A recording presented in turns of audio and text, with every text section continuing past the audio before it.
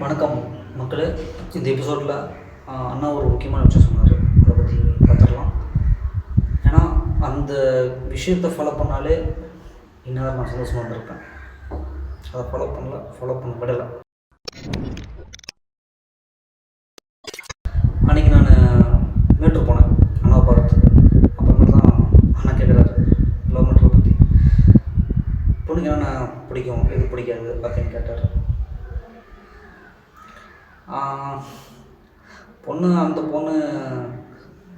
அந்த பொண்ணுக்கு டீ பிடிக்கணும், ஏன்னா டீ தான் அதிகமாக சாப்பிடுவோம் அப்படின்னு. ஏடா அதுக்கடுத்து வேறு என்ன பிடிக்கும் அப்படின்னு கேட்டார். தெரிலண்ணா அப்படின்னு. அண்ணா என்கிட்ட கேட்டார், அந்த பொண்ணுகிட்ட நீ என்னென்ன பேசுன, ஃபஸ்ட்டு நீ எப்படி அப்ரோச் பண்ண அப்படின்னு கேட்டார். அந்த பொண்ணோட கேரக்டர் என்னென்ன பிடிக்கும். ஆக்சுவலாக அது ஒரு ஸ்டடி பண்ணுறாரு, நான் எந்தளவுக்கு தெரிஞ்சு வச்சுருக்கேன் அப்படின்ட்டு. ஆனால் அவர் கேட்டதுக்கு எதுக்குமே எனக்கு ஆன்சர் இல்லை. ஏன்னா பேசவே விடலை, அது ஒன்று. அப்புறம் சொல்லிட்டேன். ஸோ அவங்கள பற்றி எனக்கு எதுவுமே தெரில. ஆனால் ஒன்று, அந்த பொண்ணுக்கு ஒன்று தான் பிடிக்கும், டீ பிடிக்கும், நாய்னா பயம். அதனால் இருக்கிற ஏரியா ஃபுல்லாக நாய்க்கு பிஸ்கெட் போட்டு எல்லாத்தையும் அழுக்கு பார்த்து வச்சுக்கிறேன்.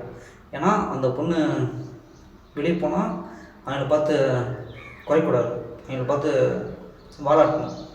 ஸோ அதுக்காக என்ன பண்ணேன், இருக்கிற நான் எல்லாத்தையும் பிஸ்கட் போட்டு எல்லாத்தையும் இது பண்ணி வச்சிட்டேன். இப்போ தான் அண்ணா ஒரு விஷயம் சொல்கிறாரு, உனக்கு லவ் பண்ண தெரில அப்படின்ட்டாரு. நான் சொல்கிறேங்க என்ன, ஆமாம், ஃபஸ்ட்டு நீ அந்த பொண்ணு போய் நீ பேசினா தான் உனக்கும் அந்த பொண்ணுக்கும் ஒரு அண்டர்ஸ்டாண்டிங் வரும். அண்டர்ஸ்டாண்டிங் வந்தால் தான் உன்னை பற்றின ஒரு புரிதல் வரும். அப்போ தான் அந்த பொண்ணு ஸ்ட்ராங்காக இருக்கும். ஏன்னா அந்த பொண்ணு வேறு மதம், அப்பா அம்மா சொந்தக்காரங்க யாராச்சும் சொல்லி அந்த பொண்ணோட மனசை மாற்றலாம் அப்படின்னாரு. எனக்கு நான் நம்பர் இல்லைன்னா அந்த பொண்ணு ஸ்ட்ராங்காக தானே இருக்குது அப்படின்னு சரி சொல்லிட்டேன். அப்புறம் உன் இஷ்டம் அப்படின்ட்டாரு. ஆனால் அது எனக்கு தோணுச்சு, நான் கண்டிப்பாக வேறு மதம், அவங்க அம்மாவும் உண்மையான முஸ்லீம் தான் பொண்ணு கொடுப்பேன் அப்படின்னாங்க. அதுவும் ஒரு சின்ன ஒரு பயம் இருந்துச்சு. அப்போ தான் நான் போய் ஃபஸ்ட்டு எங்கள் அம்மாட்ட நான் பேசுகிறேன்.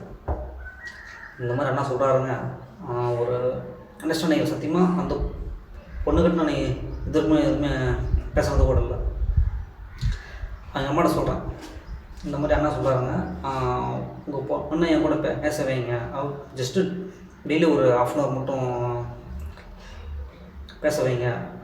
நான் அவங்களை பற்றி புரிஞ்சுக்கணும், அந்த பொண்ணை என்னை பற்றி புரிஞ்சுக்கணும். அப்போ தான் ஒரு லவ் பாண்டிங் இருக்கும், ஸ்ட்ராங்காக இருக்கும் அப்படின்னு.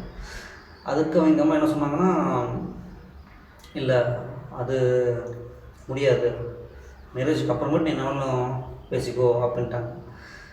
எனக்கு மறுபடியும் போவோம் புரிஞ்சு போச்சு, இவங்க பேச வைக்க மாட்டாங்க அப்படின்ட்டு. அப்போ நான் என்ன சொல்கிறேன், நான் எங்கள் அம்மாட்ட சொல்கிறேன், அம்மா அந்த பொண்ணுக்கு எனக்கும் என்கேஜ்மெண்ட் பண்ணிக்கலாமா, எனக்கு பயமாக இருக்குது, அப்புறமேட்டு மேரேஜ் எப்போ வச்சுக்கலாமா அப்படின்னு. அதை ஏன்டா சொல்கிறேன்னாங்க, இல்லைம்மா நீ போய் எங்கள் அம்மாட்ட சொல்லுமா, நீங்கள் சொன்னால் கேட்பாங்க அப்படின்னு. சரின்னு சொல்லிட்டு எங்கள் அம்மாவும் ஸ்ட்ரெயிட்டாக போய் கேட்டுக்கிறாங்க. கேட்டதுக்கு ஒரு டேட் சொல்லிட்டாங்க, இந்த டேட்டில் வச்சுக்கலாம் அப்படின்ட்டாங்க. ஓகே, எனக்கா ஒரு ஹோப் வந்துச்சு. ஓகே, இந்த டேட்டில் என்கேஜ்மெண்ட் வச்சுக்கலாம் அப்படின்ட்டாங்க. ஓகே, எல்லா சைடும் எனக்கு ஓகே சொல்கிறாங்க. ஃபேமிலி சர்க்கிளும் சரி, ஃப்ரெண்ட்ஸ் சர்க்கிளும் சரி, மேரேஜ் எப்போ வச்சுக்கலாம் அப்படின்னு கேட்டுக்கிறாங்க. நான் தான் இங்கே ஒருத்தி லவ் பண்ணுறது, அதனால் வேலைக்கே ஆகாது, நான் மேரேஜ் பண்ண இவ்வளோ தான் பண்ணுவேன், எல்லாத்தையும் கேன்சல் பண்ணுங்க அப்படின்ட்டு சொல்லிட்டேன். இப்போது வந்த பொண்ணு எல்லாமே வேணாம் அப்படின்னு நானே அனுப்பிச்சுட்டேன். இனிமேல் யார் வருவோம், அது ஒன்று. அதுக்கப்புறமேட்டு அவரோட அன்றைக்கி ஒரு நாள் நான் எங்கள் அம்மாட்ட பேசுகிறேன். ஏங்க இப்போ நான் வேறு மதம், உங்கள் பொண்ணு வேறு மதம், உங்கள் ஃபேமிலி எப்படி ஒத்துப்பாங்க அப்படின்னு.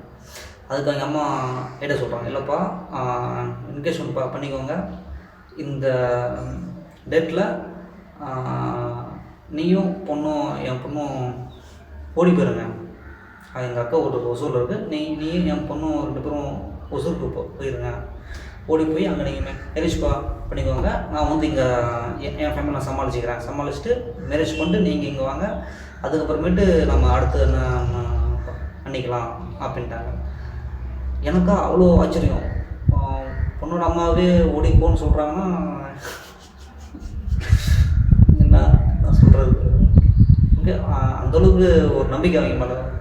ஓகே, இதை கேட்டோன்னா எனக்கு இன்னும் ஒரு டபுள் ஹோப், டபுள் சந்தோஷம் எல்லாமே வந்துருச்சு. ஓகே, இவங்க அம்மா இருக்கிறவங்க நம்மளை ஒன்றும் பண்ண முடியாது, யாராலையும் ஒன்றும் பண்ண முடியாது அப்படின்னு ஒரு கான்ஃபிடென்ட்டில் இருக்கேன். அதுக்கடுத்தால் வெளியே கூப்பிட்டு போகிறது, பர்ச்சேசிங், ஹோட்டலுக்கு கூப்பிட்டு போகிறது, ட்ரெஸ் வாங்கி தர்றது. அப்புறமேட்டு இப்போ என்ன போச்சுன்னா, அவங்க அம்மா 2 இடத்துல கடன் வாங்கியிருந்தாங்க. அந்த கடன்காரெலாம் வந்து வாசல் நின்று கத்துற சண்டை போடுறது அது எனக்கு பிடிக்கல. வேறு யாராச்சும் தான் விட்ருவேன், என்ன பண்ண விட்ருவோம். பட் என் ஃபேமிலியில் ஒருத்தவங்களை கடன் கேட்கும்போது திட்டுதாசமாக பேசுகிறது அது எனக்கு பிடிக்குது. ஏன்னா அவங்களும் என் ஃபேமிலி தான். அதனால் அவங்களோட கடன் எல்லாத்தையும் நான் அடைக்கிறேன், எல்லா கடனையும் அடைச்சிட்டேன். இப்போ அவங்க அம்மா நிம்மதியாக சந்தோஷமாக இருக்காங்க. இப்போது என்ன ஆகுது அப்படின்னா, நான் கேட்குறேன், ஏங்க எப்பயாச்சும் உங்கள் பொண்ணை கூட பேச வைங்க அப்படின்னு கேட்குறேன். சரிப்பா பேச வைக்கிறேன் அப்படின்ட்டு அதுக்கடுத்தாலும் அவங்களோட ஊருக்கு போயிட்டாங்க. ஊருக்கு போயிட்டு நானும் வெயிட் பண்ணுறேன். சரி, ஊரில் வந்தாலும் நான் என்கிட்ட பேச வைப்பாங்க அப்படின்னு வெயிட் பண்ணுறேன். ஆனால் நடந்தது வேறு. அதை என்ன நான் அடுத்த வாரம் சொல்கிறேன்.